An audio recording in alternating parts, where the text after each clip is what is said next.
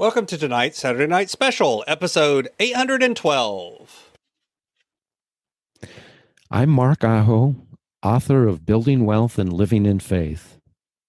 I challenge you to invest in yourself, invest in others, develop your influence, and impact the world by using your time, your talent, and your treasures to live out your calling. Having the right relationship between faith and money is key to doing that, and one way to be inspired to do that is to listen to this, the Inspired Stewardship podcast with my friend, Scott Mader.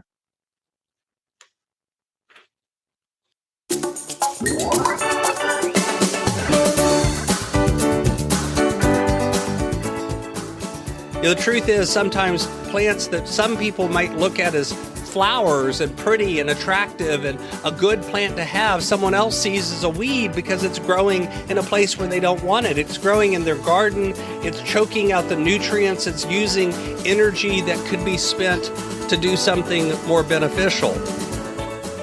Welcome and thank you for joining us on the Inspired Stewardship podcast. If you truly desire to become the person who God wants you to be, then you must learn to use your time, your talent, and your treasures for your true calling. In the Inspired Stewardship podcast, you will learn to invest in yourself, invest in others, and develop your influence so that you can impact the world.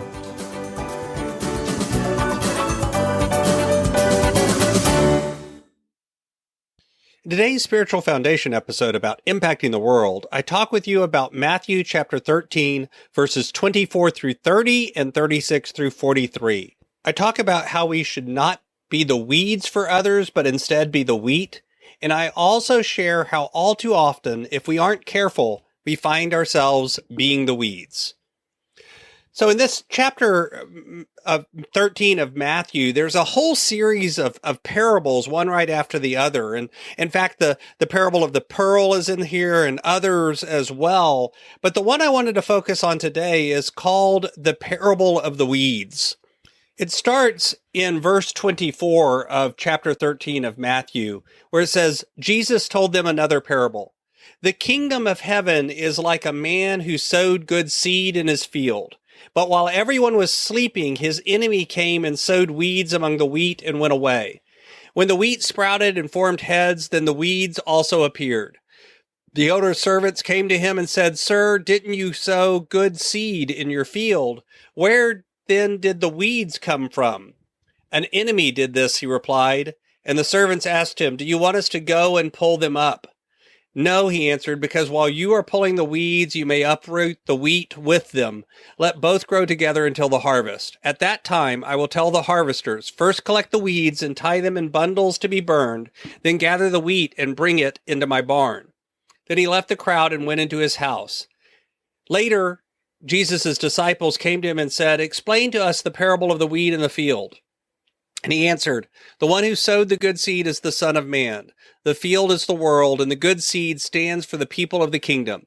The weeds are the people of the evil one, and the enemy who sows them is the devil.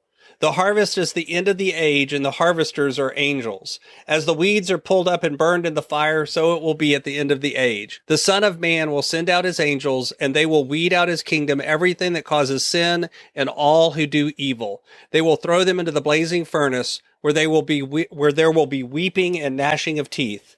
Then the righteous will shine like the sun in the kingdom of the Father. Whoever has ears, let him hear. But this is one of those passages that I think can be taken at a number of different levels. And one level that I wanted to talk about today when we're talking about impacting the world is this idea of how sometimes I think when we have good fruits, when we have things out in the world that are good and are making a positive impact, we can damage them by having weeds grow up around them. Those weeds could be literal things that are planted by an enemy or are taken out against us, but they also can be our own actions or our own attitudes and the things that we do ourselves. We can find ourselves being weeds for ourselves.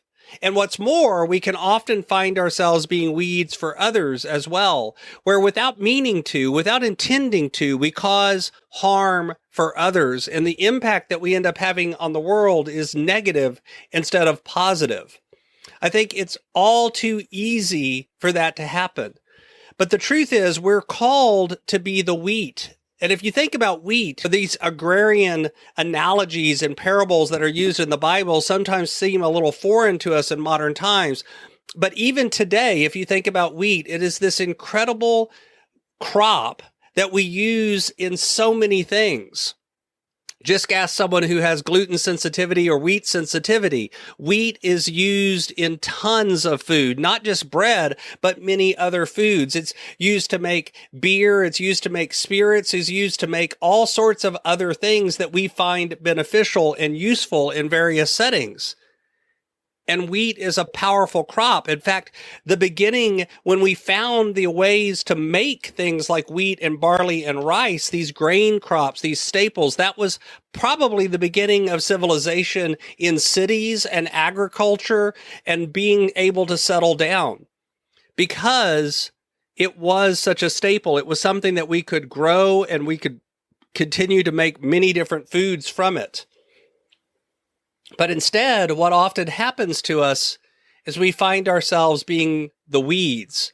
And I've always loved the definition of a weed as simply a plant that's growing where you don't want it. The truth is, sometimes plants that some people might look at as flowers and pretty and attractive and a good plant to have, someone else sees as a weed because it's growing in a place where they don't want it. It's growing in their garden. It's choking out the nutrients. It's using energy that could be spent to do something more beneficial. I don't think the weeds here are necessarily just evil, but it's all of those things that we do for ourselves and for others that sucks the energy and the impact out of the situation. That instead of building up, begins to tear down. Instead of lifting others up, we tear them down. We don't do it intentionally necessarily, but we do it all too often. So my challenge to you this week is to figure out, how are you acting in the world today? How are you making an impact in the world today? And are you setting out to be the wheat, or are you unintentionally and accidentally being the weeds? Thanks for listening.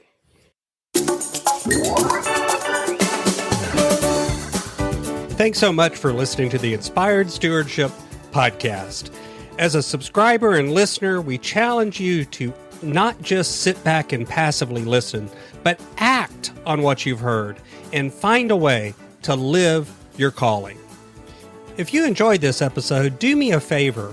Go over to facebook.com/inspired stewardship and like our Facebook page and mark it that you'd like to get notifications from us so that we can connect with you on Facebook and make sure that we're serving you to the best of our abilities with time and tips there.